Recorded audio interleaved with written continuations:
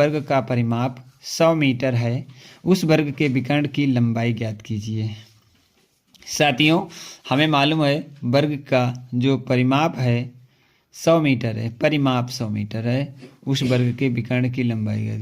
यहाँ पे साथियों जो ये परिमाप लिखा है ये परिमाप नहीं होना चाहिए, यहाँ पे क्षेत्रफल होना चाहिए। ठीक है,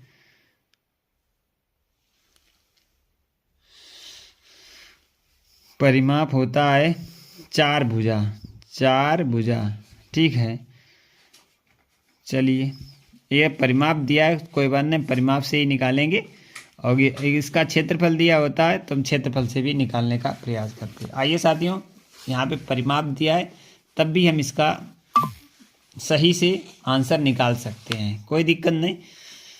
इसने जो दिया है उसी पे चलते हैं। ठीक है, तो यहाँ पे परिमाप दिया गया, जो नहीं दिया है उस पर नहीं ध्यान देंगे। तो परिमाप दिया है तो सूत्र पहले लिखेंगे साथियों हल, और हल में लिखेंगे सबसे पहले दिया है।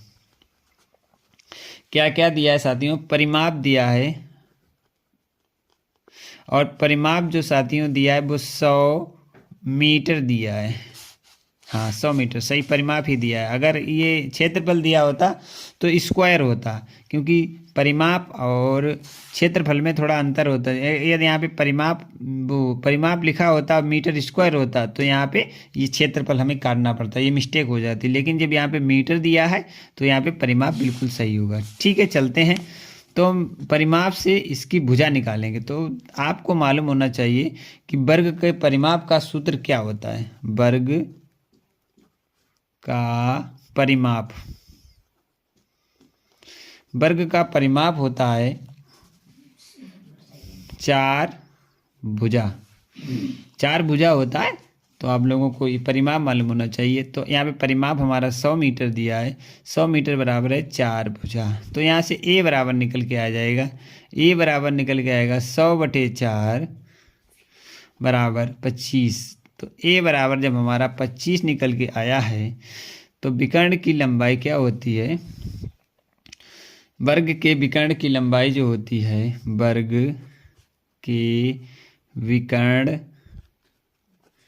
की लंबाई, वर्ग के विकर्ण की लंबाई होती है √2 भुजा। क्या होता है? √2 भुजा।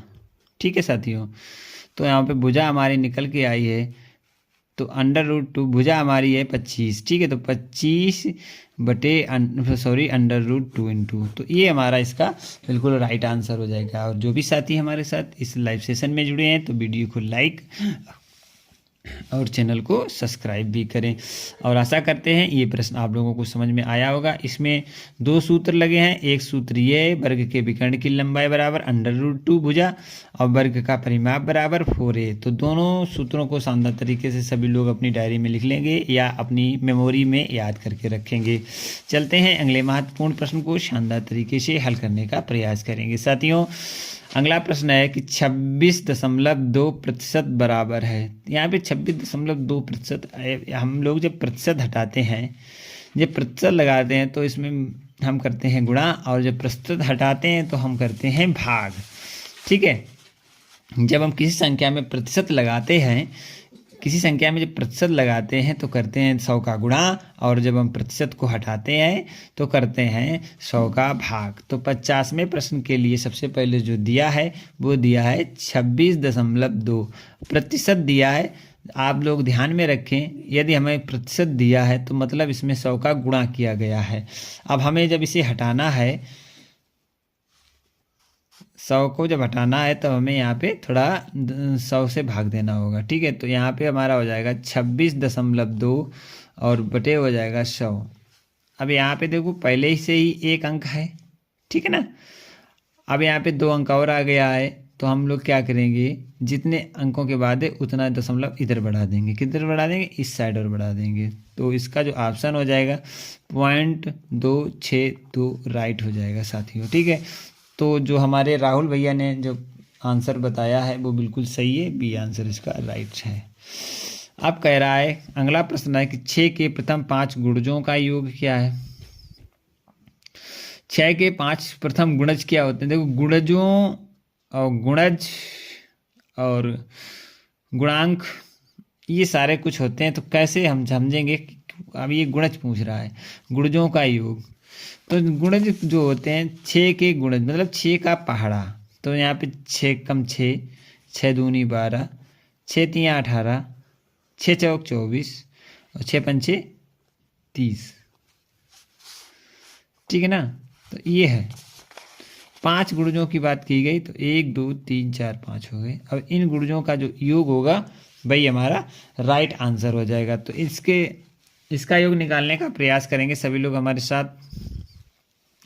तो सबसे पहले देखेंगे इकाई के स्थान पर यहाँ पे 6 है, 6 2 यहाँ पे 2 है तो 8, 8 और 8 दूनी 16 और 16 के बाद 4 ये हैं तो 20 हो जाएगा। 20 की 0 होगी, हासिल लगेंगे 2, 2 3 5, 5 2 7, 7 1 8, 8 1 9, 9 हो जाएगा, यानी कि 90 इसका राइट आंसर आएगा। साथियों कौन सा ऑप्शन इसके लिए बिल्कुल सही है? तो ए ऑप्शन आप लोग कहेंगे बिल्कुल इसके लिए सही है। तो राहुल जी, आपको ये प्रश्न समझ में आया? जब भी आपको गुणजों की बात की जाए तो गुणजों में होता है 6 का गुणा मतलब 90। हाँ ठीक है।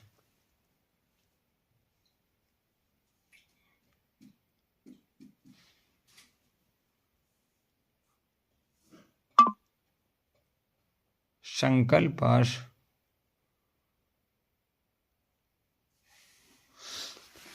ठीक है साथियों, 2 भाइयों ने बिल्कुल राइट आंसर दिया है।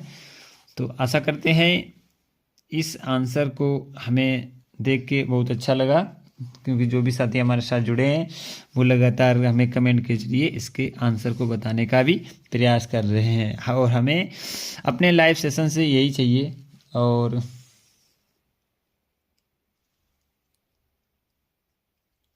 बहुत अच्छा, बहुत अच्छा किया सभी लोग। हाँ समझ रहे हैं।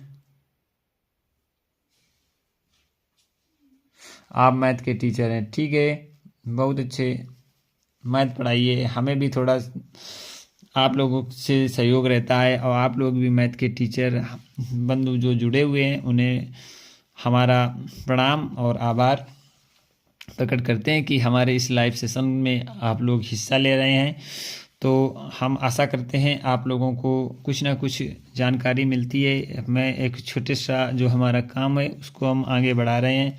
और जो भी साथी जहां से जुड़े हैं उन्हें हमें अपने तहे दिल से धन्यवाद और शुक्रिया ज़रूर करूंगा, क्योंकि हमारा पढ़ाने का कोई भी कितना भी अच्छा पढ़ाएं, लेकिन जब पढ़ाने वाले नहीं जुड़े होंगे तो हमारा पढ़ाने का कोई मतलब ही नहीं बनता है। ठीक है। तो साथियों, आप लोगों की दया दृष्टि से और आप लोगों की कृपा से हमने जो अपना एक लक्ष्य बनाया था उस लक्ष्य की तरफ हम आगे बढ़ रहे हैं। और आप लोगों का सहयोग भी बहुत भरपूर मात्रा में मिल रहा है हमें। तो चलते हैं साथियों, अब हम बात करेंगे अपने अगले प्रश्न की। और अगला प्रश्न बहुत ही महत्वपूर्ण है।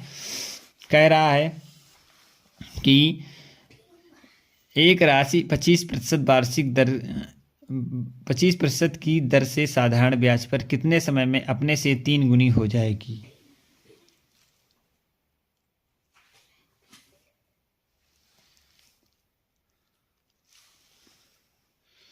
दस वर्ष में। ठीक है। सुरेश कुमार बता रहे हैं कि 10 में। अच्छा, एक राशि 25% वार्षिक दर से साधारण ब्याज की दर पे कितने वर्ष में अपने से 3 गुनी हो जाएगी? तो चलते हैं इस प्रश्न को शानदार तरीके से हल करेंगे। सुरेश कुमार ने इसका आंसर डी 10 वर्ष बताया है। और हम लोग भी इस प्रश्न के आंसर को निकालने का शानदार प्रयास करेंगे और समझने का प्रयास करेंगे।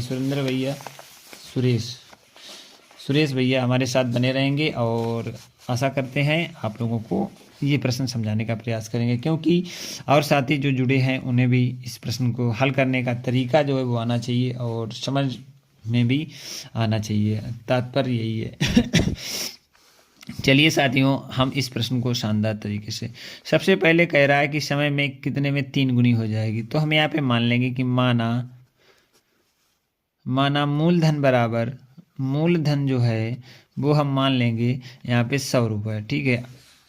जब हम मूलधन यहाँ पे 100 रुपये मान लेंगे तो यहाँ पे मिश्र धन है वो 300 है, ठीक है। तो मिश्र धन यहाँ पे 300 हो जाएगा क्योंकि वो 3 गुने की बात कर रहा है। तो साथियों यहाँ पे मिश्र धन जो है वो हमारा 300 हो जाएगा। साथियों जब मिश्र धन हमारा 300 हो गया है तो साधारण ब्याज बराबर कितना निकल के आएगा, साधारण ब्याज। साधारण ब्याज बराबर होता है मिश्र धन माइनस मूलधन, जो कि 200 निकल के आ जाएगा, ठीक है। ऑप्शन से हो सकता है, अब मुझे नहीं मालूम भाई, ऑप्शन से हो सकता है, लेकिन हमें सूत्रों से सबसे अच्छा लगता है क्योंकि जो सामने वाले और भाई लोग हैं उन्हें भी समझ में आता है और हम भी अच्छी तरीके से समझ पाते हैं। अगर आप ऑप्शन से निकाल सकते हैं तो हाँ बहुत अच्छा है। और मैं चलिए आपको आगे समझाने का प्रयास करेंगे। तो यहाँ पे साधारण ब्याज निकल के आया। सूत्र होता है साथियों साधारण ब्याज बराबर साधारण ब्याज इक्वल टू,